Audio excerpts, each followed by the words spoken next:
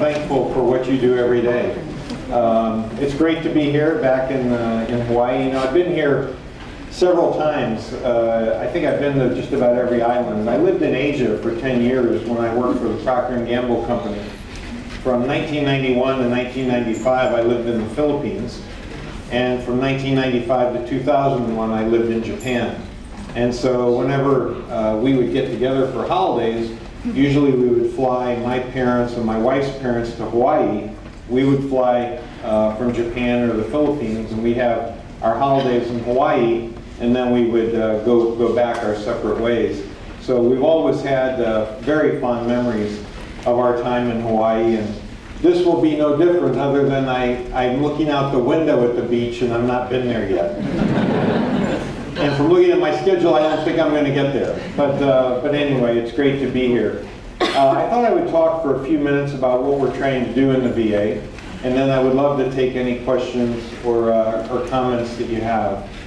When I became the Secretary of the VA, I put together a 90-day plan that we called the Road to Veterans Day, because that was about the time that the 90 days would end. And they had 3 strategies. The first strategy was to rebuild trust. And there's no substitute for getting out, talking to people, meeting people, learning about what's going on, for those ideas to then fill back into the plan that you're creating, but also to get out so people can put a human face to the VA. One of the reasons I've asked everybody to do quarterly town hall meetings, and one of the reasons we put together the Summer of Service, and we asked everybody to do an open house, was it's our belief that people, the American public, really doesn't understand what the VA does. And it's very easy to read articles about somebody who's complaining about some service that they may or may not have gotten. But when you actually meet the people in the VA, and you see the outstanding things that are going on every single day in the VA, you realize what a great place it is and how well we care for the majority of veterans in this country. So that was the whole reason that we're having the open houses, the town hall meetings, is to try to rebuild trust. Because without that trust, we're not going to have the advocacy that we want. Also, as part of the Summer of Service, we're trying to go from 75,000 volunteers helping us in the VA to 100,000 by the end of August. And again, part of that idea is, again, to get people in to meet the people of the VA, volunteer their time helping veterans, take advantage of all the good feeling that we have in this country for the veterans who have fought our wars. The less than 1% who are taking care of the 100% in the country. So rebuild trust. Second strategy was to continue to make progress on all of our metrics. So in terms of access, we have now had 7 million more completed appointments in the last 12 months than we had in the previous 12 months. 7 million more. Now that 7 million is about double what we thought we would need to deal with the demand we were facing. What we've actually discovered is, as we have provided better access and better care, more and more people are entering our system.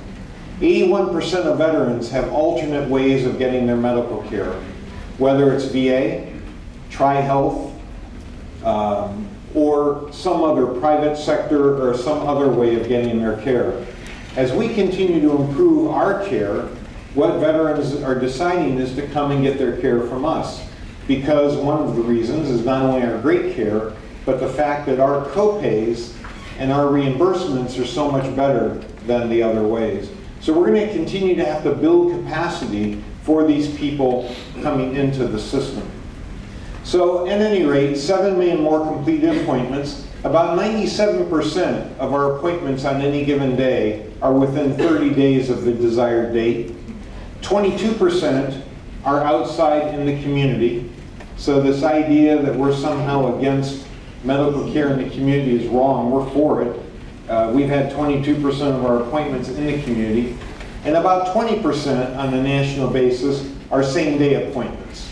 So these are just people walking in off the street, getting an appointment that day, or walking right in to see the doctor or the medical practitioner.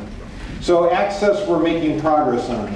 We're hiring more medical professionals. We've hired about 1,100 doctors, about 2,200 nurses, and we're also building more spaces. We've opened up millions of square feet of new space where we're treating veterans, and that's one of the reasons that we've been able to improve the access. Secondly, is we've been able to drive down the backlog of disability claims. At our peak, we had about 611,000 disability-backed claims that were over 125 days old. Right now, we have about 127,000. So we've driven that down over 75%. We're expecting to get to zero by the end of the year. We're also working hard on homelessness, our third metric. Right now, veterans homelessness is down about 33%. We're now at the point where many of our cities have already declared that they've gotten to virtual zero in homelessness, places like Phoenix, Houston, and others. But we're working hard to get all the mayors to sign up for the Mayor's Challenge, which is something the President has put out there to end veterans homelessness by the end of this year. While I am here, I will be meeting with at least 3 mayors, and tonight I'm having dinner with the governor to talk about what we can do to end veterans homelessness. So we're working that hard. So we're making progress on our metrics. The third strategy of that Road to Veterans Day was to continue to work to improve the long term of the VA. You know, the problems of 2014 were not because of the wars in Afghanistan and Iraq. They were because of the aging of the Vietnam veteran. In 1975, the year I graduated from West Point, we had about 2 million veterans over the age of 65. In 2017, we'll have 10 million veterans over the age of 65. The aging of our veteran population is what has strained our system. That's even before you add on the veterans from Iraq and Afghanistan.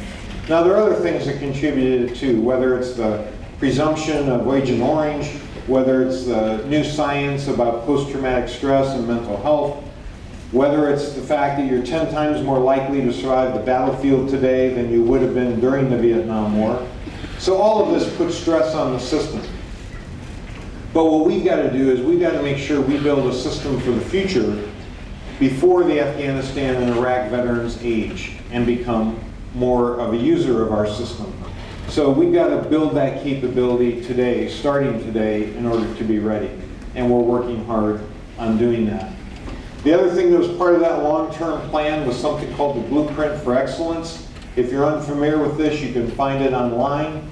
It's the strategic plan for the Veterans Health Administration that Dr. Carolyn Clancy, our interim Undersecretary for Health, and Dr. Jonathan Perlin, a former Undersecretary of Health and now Chief Medical Officer at HCA, put together. It lays out the 10 strategies of what we're going to do going forward. Now, as you may have read last week, the Senate confirmed our new Undersecretary for Health, Dr. David Shulkin. David ran a medical system in the Philadelphia area. He was sworn in this morning. I was not there to do it. Deputy Sloan Gibson swore him in, and he's going to be on the ground running, and I'm looking forward. I've been recruiting him for about 9 months, so we're looking forward to him coming on board. Let me stop there. Any questions or comments that I can answer for you? Yes. Please, if you don't mind, start with your first name. I'm Bob. David Williams. David, nice to meet you. Nice to meet you, sir. It's a pleasure. Where are you from? I'm originally from Montgomery, Alabama. I've been in Hawaii 21 years. Terrific. You're smart. I bet your family says to you, you're smart. My mom lived in Hawaii, so she likes it. You got an extra bedroom? Anyway, sir, it has been communicated to me by VACO leadership in the not-so-distant past that when seeking assistance in our area that cannot be resolved locally, VA headquarters officials cannot tell other VA, the field office, how to handle any particular matter at their specific VA facilities, virtually leaving all the various VA field agencies with full autonomy. Is that accurate, sir? I don't know if I would say that that's totally accurate, but I will tell you that there's a saying within VA that if you've been to one VA medical center, you've been to one VA medical center. So I would say that is pretty accurate. And frankly, I'm not a big fan of total autonomy. If I were to have run the Procter & Gamble company with every subsidiary doing something totally autonomous and not working together, not sharing best practices, the company would go bankrupt. In running a large organization, there's an inevitable tension between finding things, what we call current best approaches, that everybody can do, and those things help you have scale and they help you become efficient. On the other hand, there are things that you have to do on a customized basis locally to take care of your customer. So what I used to like to say in our business was, we want to be as standard as possible, but as different as necessary to solve the customer need. So to me, the whole idea comes from the standpoint of the veteran. When I got here, I thought we were looking at problems through the eyes of bureaucracy. I think we should look at problems through the eyes of the veteran, and that's the way we'll make those decisions. Did I answer your question, David? Yes, sir. The only other thing is, if that answer is yes, isn't it conceivable that the few bad actors, or very few, within the system could take complete advantage of this lack of oversight? Sure. That's why I said we've got to do a better job of getting that oversight. Yeah, I was talking about a balance. I didn't say yes to your question. I was talking about a balance. We've got to achieve a balance. There's some things that we all should do together. There's some things that we need to do separately depending upon the veteran needs in that location. Thank you. Thank you. I'll give you an example. We were talking just a few minutes ago with the leaders of Tripler, and we were talking about how wonderful it is to have these cooperative relationships between DoD and VA. Tripler and VA here in Honolulu, or at Fort Benning, where I was, Martin Army Hospital and the VA there.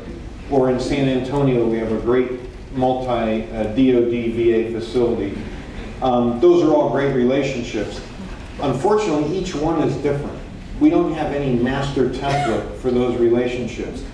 And that means, unfortunately, that those relationships depend upon the personality of the leaders at the time. And that's not right. We need to have a master relationship that is regardless of the leaders at that time, so that we have consistency over time. Thank you, David. It's a great question. Yes, sir. Aloha, Mr. Secretary. Aloha. And please call me Bob. Bob. My name is Bo Botello. I'm sorry, Bo? Bo Botello, and I'm a peer specialist, and I'm with the HUD-VASH program. Under the HUD-VASH? HUD-VASH. Peer specialists are incredibly important. Well, thank you. Appreciate it. No, I tell you, we have a real problem with homelessness in Los Angeles. We've hired over 200 social workers, but without a peer specialist who has automatic trust with the veteran, it doesn't work. Okay. Here's my point. I'm a bit confused because I've been with the VA now for about a little over 4.5 years with the homeless team. And when I went back as far back, when I went back to Boston for training, way back then in 2011, we were told that the homeless program in the VA, we want to put an end to homelessness, of course we do, and that we have, the homeless program receives millions of dollars. Oh, more than millions. Yeah, my question is, when we ask for money, all we get is, we don't have it. The station doesn't have it. Where are all these millions of dollars when we need to get a veteran a bus pass, let's say, or he doesn't have money to get a Who's your congressman? Brian Schatz and Okay, well, we ask for the money, but we have to rely on Congress to give us the money. We had additional money from the homeless program in the Choice Act that was passed last November, and members of Congress stripped it out. We had money for incremental SSVF. Are you familiar with SSVF? And we had incremental money for HUD-VASH. So, we rely on, Congress gives us the money. We make the request, we do the best we can, and then we rely on Congress to give us the money. If we don't have the money, we don't have the money. We can't print it. So that's where the money comes from. So if you have a need, let us know what the need is.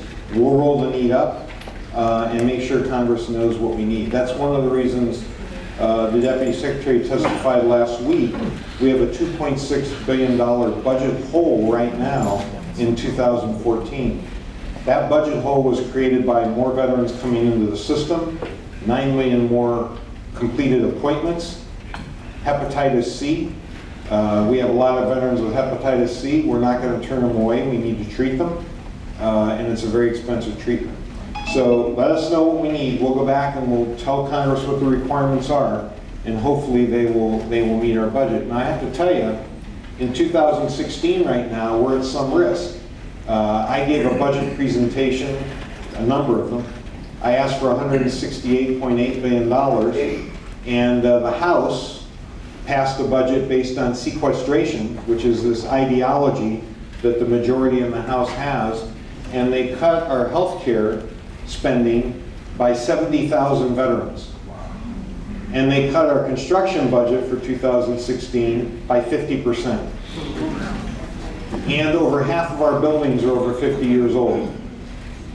So the President has threatened to veto that budget, and that's in writing. And we have worked with the veteran service organizations to say that that was unacceptable. As a result, every Democratic member of Congress, of the House, and some Republicans voted against that budget, but there's now going to be a budget negotiation between now and October 1st. Hopefully we won't have another government shutdown, but you need to let your members of Congress know that VA can't care for veterans if it doesn't get the money it needs. It's really that simple.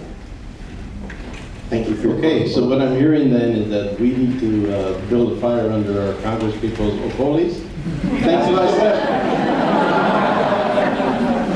Now you're fortunate here in Hawaii because your congressional leaders all really embrace veterans. I mean, you've got veterans, you got 2 members of Congress who are both veterans, and your senators are both very pro-veteran. So in Hawaii, you know, they all voted against that House appropriation. So I just wanted to make sure I was clear on that.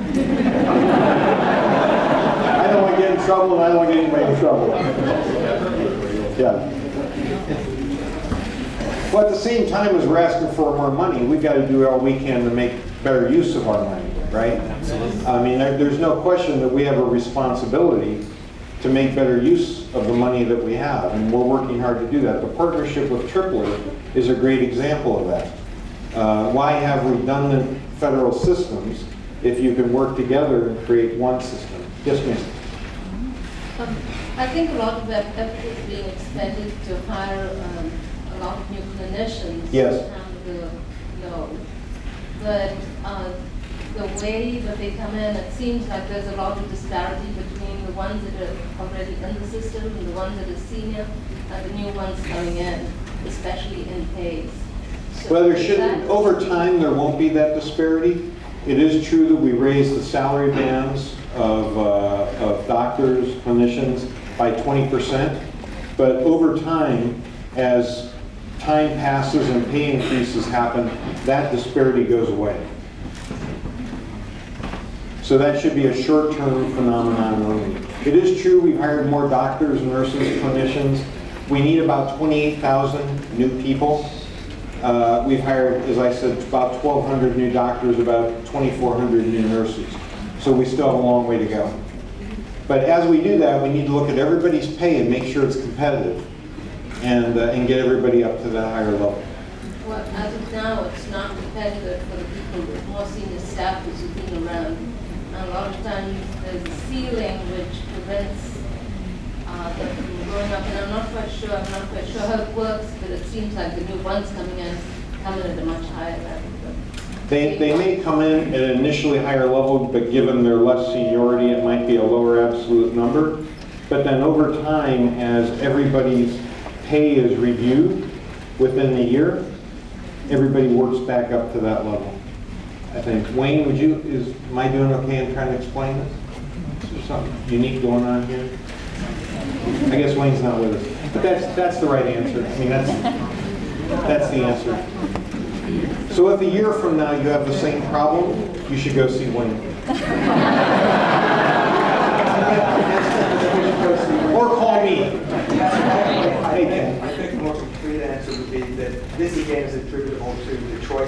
Congress, because Congress in that Choice Act specifically allocated the additional resources. Oh, you're talking about the choice? recruitment, but not retention. Right. So that there's money to hire new people at very high salaries. Yes. But the people who are actually above them in many situations, there's not money to increase their salaries. And the apparent That's true. In the Choice Act, there was money to hire new people at a different compensation level than the older people. This is why laws are somewhat imperfect. We also have like 5 different ways that veterans can get care outside the VA, whether it's PC-free, choice. There's a program called REACH. Anybody, is that REACH? Anybody familiar with that program? So this program, I was in Montana with a senator, and he had all the providers, the private providers, come in the room, and they all complained to me about how they didn't like all the programs. But I'm sorry, it's called ARCH. But they love this program called ARCH. So I looked through and I figured out that the reimbursement rates for ARCH are much higher than the other reimbursement rates. So we're trying to work with members of Congress to combine all those 5 programs into one. Be much simpler, much easier to understand, much easier to execute. Yes, please.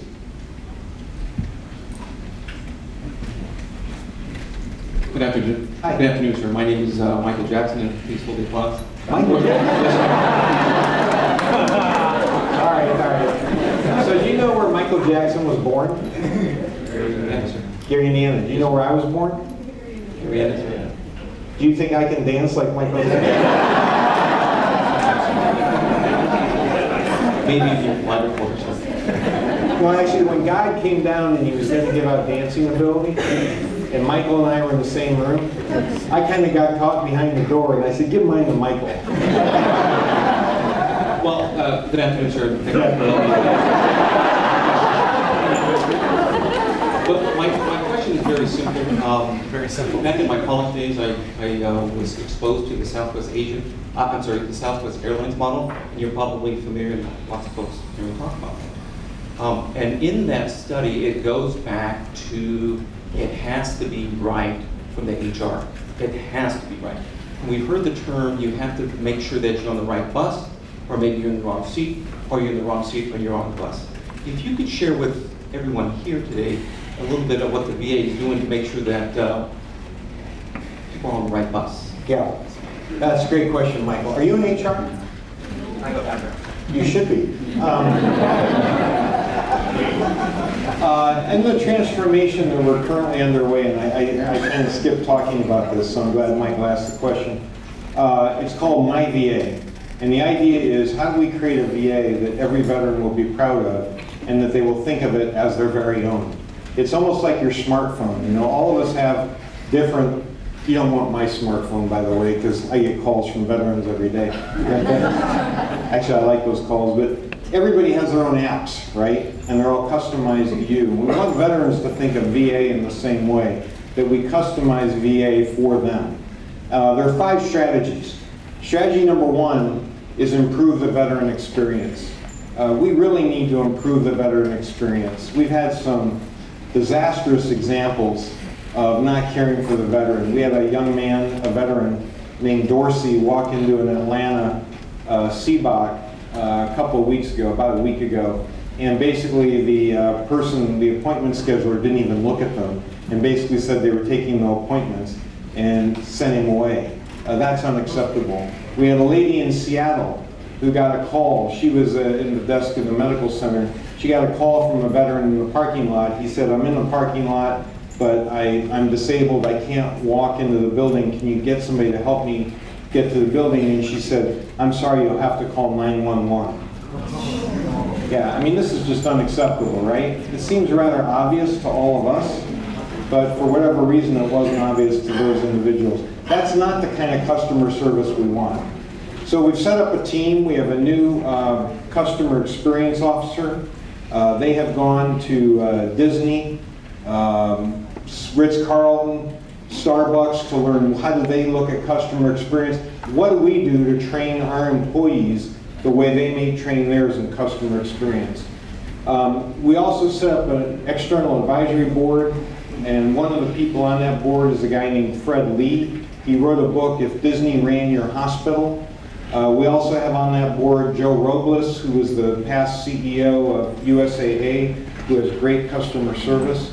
So we need to become a better customer service organization. Now, consistent with what Michael just said, though, we have no hope of becoming a good customer service organization until we take care of employees. So the second strategy, which is totally inextricably linked with the first, is we've got to do a better job of taking care of employees. I don't care where you go, but you'll find the very best companies in the world or organizations in the world with good customer service have great relationships with their employees. In fact, if you took Fortune's list for the best customer service and you looked at Fortune's list for the best places to work, not surprisingly, they're one and the same. Because who takes care of the customer? The employees. So if you don't take care of employees, you don't take care of customers.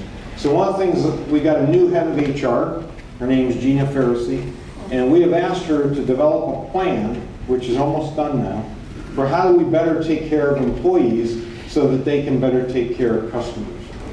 Third strategy is how do we improve our internal support services.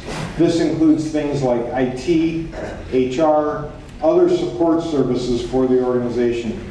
We have a team of people working on that. Number 4, create a culture of continuous improvement.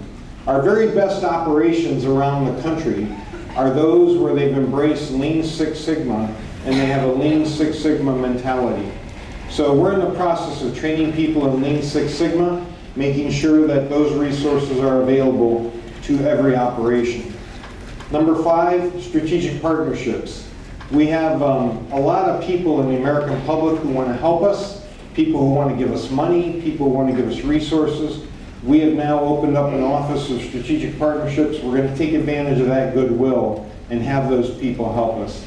And some of that work is ongoing right now. So those are the 5 strategies of my VA, but probably the most important one, Michael, is the employee, because it all starts with the employee. So thank you for asking the question, Michael. And congratulations on a great name and a great person.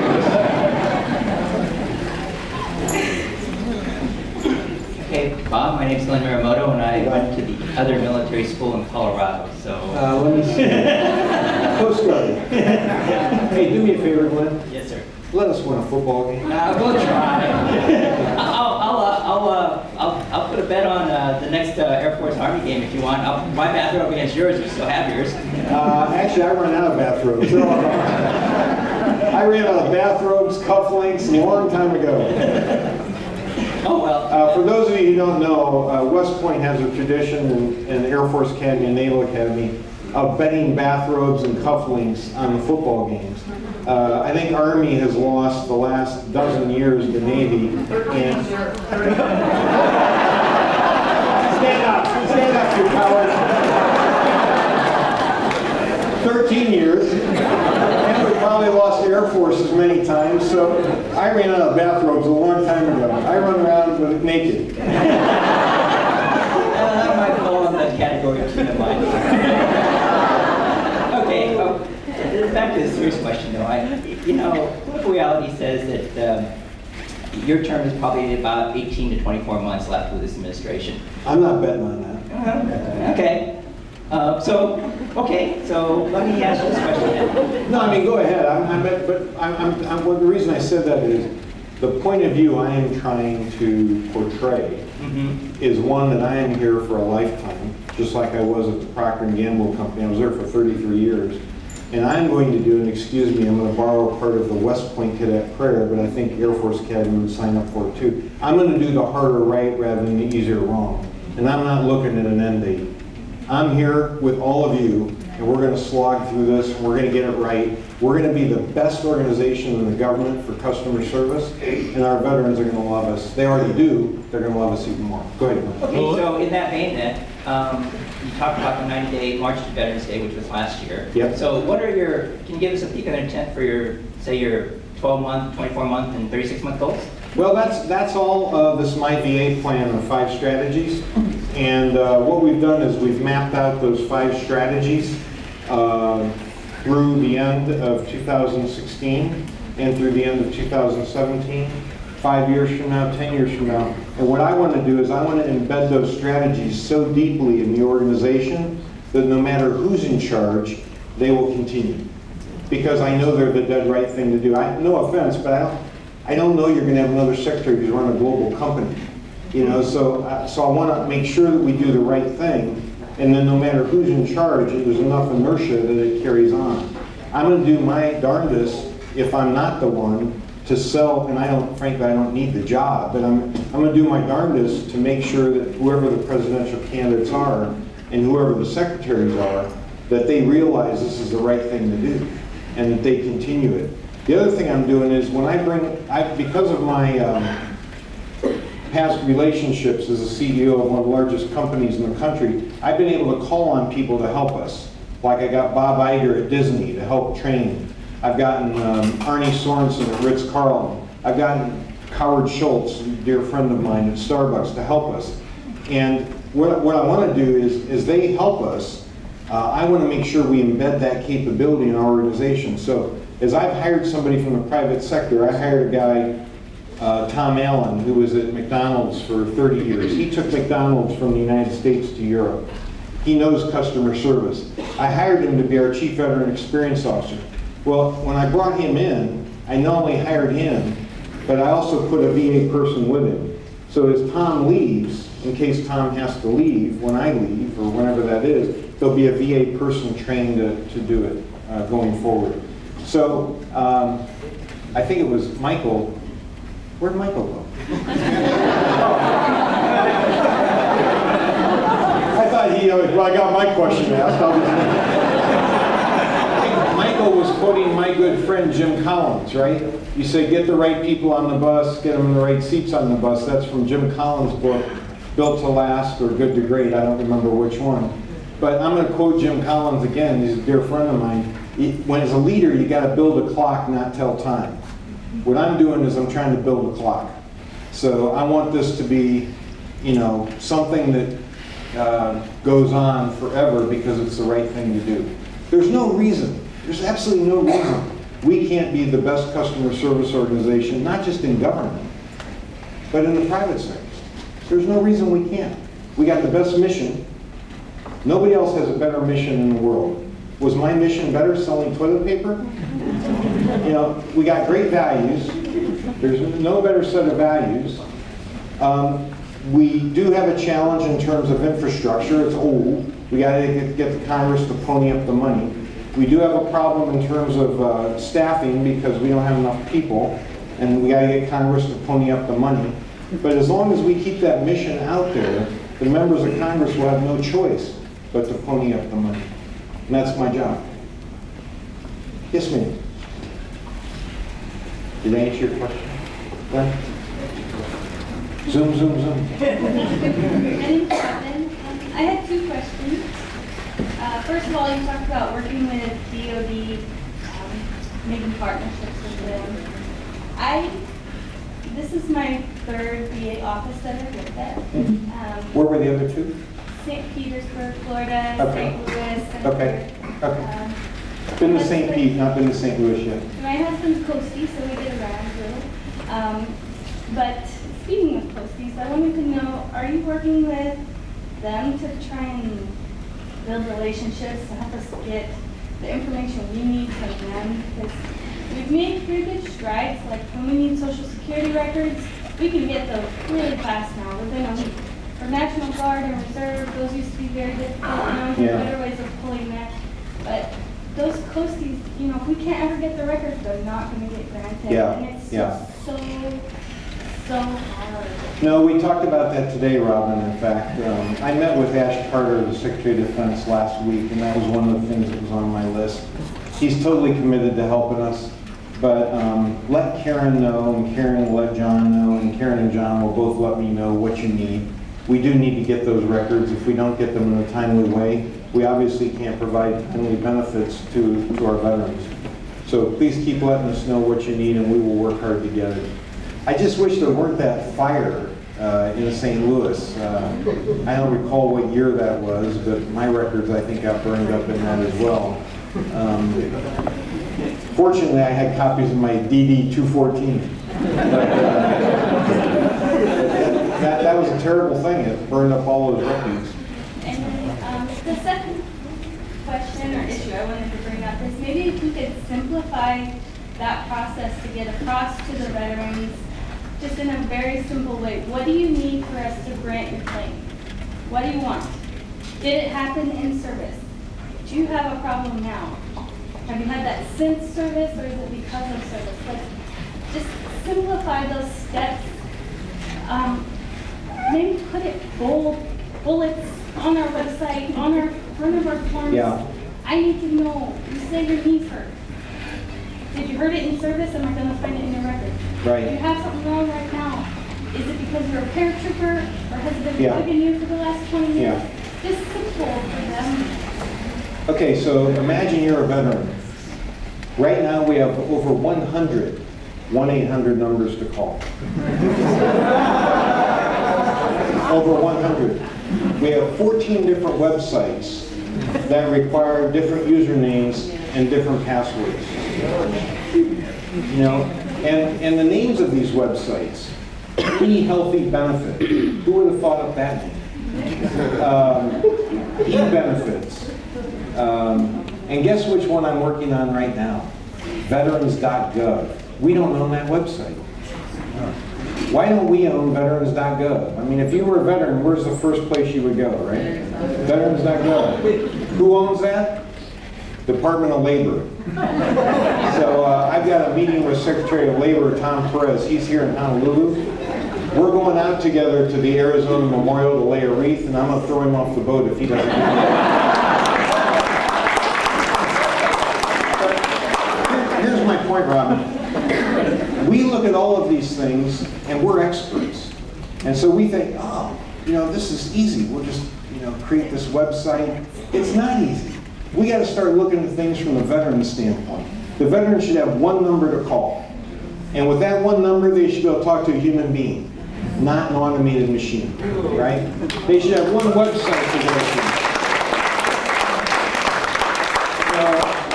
Who was asking me the timeline? Was it Glenn? Glenn was. By the end of 2016, we're going to have one website, and we're going to have one 1-800 number. Okay? And that's what Tom Allen and his crew is working on. Anybody want to help the Customer Experience Improvement Group? Feel free to email Tom Allen, A-L-L-I-N.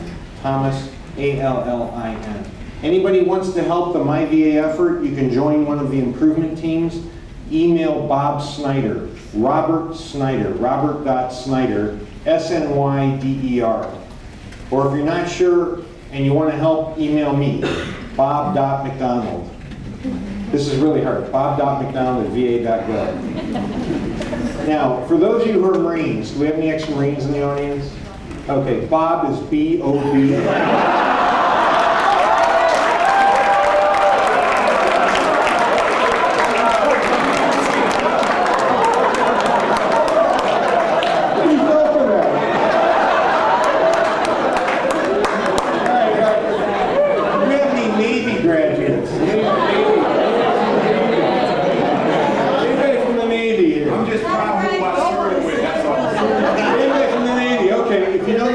McDonald and you're in the Navy, go outside and look for the golden arches. And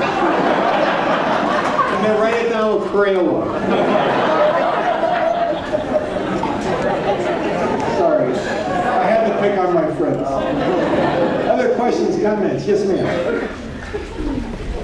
I promise not to pick on anybody else. Hi. So I am. What was your name? Sophia Newman. Sophia, I'm sorry. Vocational rehabilitation counselor here. It's a great, important job. It is. You Absolutely. get people employed. Absolutely. We see the need for this program, and we certainly understand the strain of the VA system, and we also have seen an influx as the claims have become quicker to get provided. However, you know, each counselor in this office and in the other office I was at in DC has 200 or more cases. Now, if you take the 8 hours a day we work and the 40 hours a week, per month we can always meet with the veteran 10 hours per month. Significantly not enough time to do the job that we are here to do. So I guess my question to you is, what is your future capabilities look like for folk rehab? Well, we have to hire more, Exactly. obviously. And it would help me if you write to members of Congress and explain that we need more money to hire more people. Right, and it would, Now, you may find this hard to believe. I'm sorry, Sophia, for interrupting you. You come from Greek descent? Are you Greek? I'm Italian. Italian? Okay. I'm Greek, so that's what. You might find this hard to believe. Okay, I found it hard to believe. In the VA, we have over 72 line items, a budget, where we can't move money from one to the other. Okay, so the money that gets appropriated for voc rehab has to only be spent on voc rehab. The money that gets spent on healthcare only gets spent on healthcare. So I can't move money from healthcare to voc rehab if I want to hire more voc rehab counselors. So that's why I'm saying we've got to tell Congress what we need, because they put these line items in. So this $2.6 billion that we need for our budget, a lot of that money was because we've sent people out to the community to get care, yet we can't use the $15 billion that we have for choice, which sends people in the community for care. Because they went to the community for care using PC3, an existing program, not the choice program. So imagine in your household, you have two checkbooks. You have a checkbook for gasoline, you have a checkbook for food. The price of gasoline falls in half and you're hungry. You cannot use that gasoline money to buy food. That's the situation we in the VA face. I think it's nuts. You don't run a company that way, and you shouldn't run a government that way, particularly since you've given the veterans a choice where to get their care. So if they have a choice, they can go wherever they want. I can't move the money. You know, as far as I know, the Soviet Union didn't work.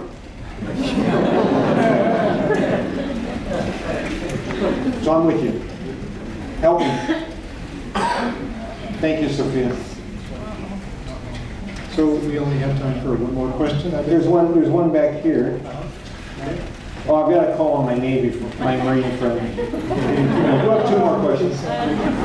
Because he's got to come back, I think. Maybe we won't call on him. Good afternoon, sir. Hi. I was in the Navy, but I'm not offended by you, sir. Because I'm standing up, sir. Do you speak Tagalog? Fully, sir. Kantilan? No, fully. Marami. Born and raised in Subic, outside the Navy. I did jungle warfare school at Subic with the Boy Scouts Yes, sir. in Manila. So you still know how to cook rice on a bamboo, huh? Yes, exactly. We should go out. Maraming salamat po. Wala nga naman po. Okay, so with your thought that because of improving the 1-800 number and then Yes, yes, one yes. website, hopefully what will come also is the interoperability between different VISN. Yes. Because one of the challenges Yes. right now, if I have to send, I'm a care coordinator, discharge planner. One of the challenges right now, if we have to, I'm trying to send a veteran with spinal cord injury to Long Beach. Sold. Okay, thank you. You don't have to say anything else. It drives me nuts that we have veterans who can't go from Hawaii to Washington, D.C. and get their prescription and their medical care because we don't have an automated system that connects the two. I was living in Cincinnati, Ohio. I moved to Washington, D.C. to do this job. I go to Walgreens and I get my prescription that was written by a doctor in Cincinnati, Ohio. Why can't we do that to VA? The reason we can't do it is we have antiquated systems. So one of the things I've demanded from Dr. Carolyn Clancy, who is the Undersecretary for Health, the Interim Undersecretary, is that's job one. We've got to be able to make one system. Not every VA is its different VA. We got to make one system that cares about veterans. Now, let me tell you about a project I just started. So if you were a veteran, and many of you are, and you changed your address, how many places in VA would you have to go to change your address?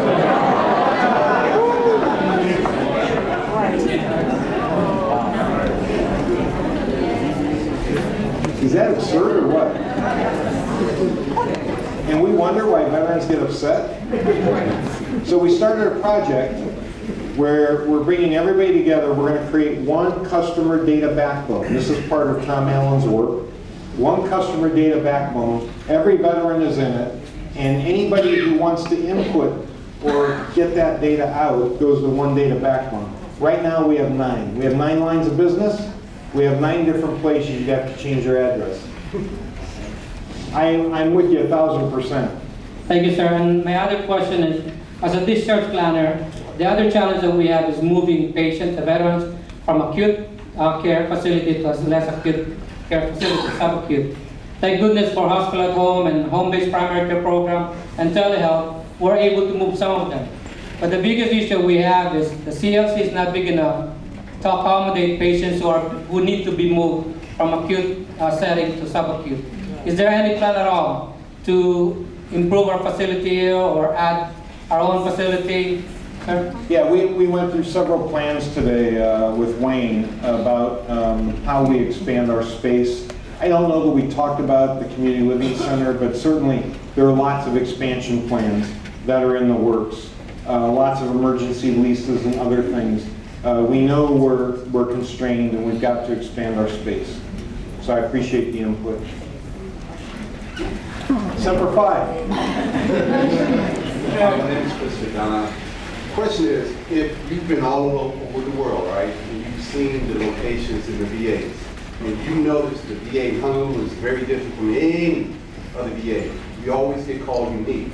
So why is it so hard for our VA here to get the money that we need to bring our patients from Saipan, Guam, and the neighbor islands? And when we ask for that money, it's like me going to your back pocket trying to steal some money. No, it's not my back pocket. And when we ask for that money, I'll tell you, the VA has done an unusually good job over the last decade in finding ways to say it has enough money when it doesn't. I mean, that's my opinion. If I go back and I look at all the testimony of the various secretaries, deputy secretaries, chiefs of staff, they all have found ways to say they have enough money when they don't. And one of the reasons when I took this job, I told the president, I'm not going to say I have enough money if I don't. And if I don't get the amount I need for 2016, I'm going to call the members of Congress out, just like I have here. And I met with them earlier today and I gave them the same speech. We need $168.8 million, and I need the flexibility to move money from one account to the other. If I don't get that, I don't have enough. And I'm not going to take responsibility for the outcomes for veterans. What's happened in the past is VA has said it has enough when it doesn't, and when you do that, you take responsibility for the outcomes. So in 2014, there was nobody to blame but ourselves, because we said we had enough, and we didn't. It's really that simple. And I apologize for saying it that simplistically and straightforwardly, but we didn't have enough. We clearly didn't have enough. Sir, I think we have just one last, please. Yeah, sure. Excuse me, thank you for taking my question. Earlier you were referring to having 1-800 number or one way for the veteran to, my name is Cindy Akasaki, I'm the new coordinator. You had said that having one point of contact, and so most of my veterans I'm seeing very frequently with the MOVE program. And one of their main concerns is for our CMOCs that we have in different time zones. So we have America Samoa, Guam, Saipan. So when they are trying to contact, the East Coast, it's horribly inconvenient for them. So I wonder if it would be a possibility to look at, maybe extending the hours of just the East Coast so that our veterans can contact them. That's a good idea. I'd be happy to look at it. I lived, as I said, I lived 10 years of my life in Asia. And whenever we would do a global video conference in my company, I was always the one who was late at night. And I threatened to not wear pajamas one night so that they would go back and have one that was on my time rather than their time. But I understand that, so I think we should look at that and find ways to accommodate those with challenges because of time zone. We'll take a look at that. Thank you very much for being such a great audience. I've enjoyed being with you. Thank you for everything you're doing for veterans. And thank you for taking care of each other. Again, we have no hope of caring for veterans unless we care for each other. So thank you very much. I look forward to seeing you around. If you're ever in Washington, D.C., come see me. My office is there in 810 Vermont. Thank you so much.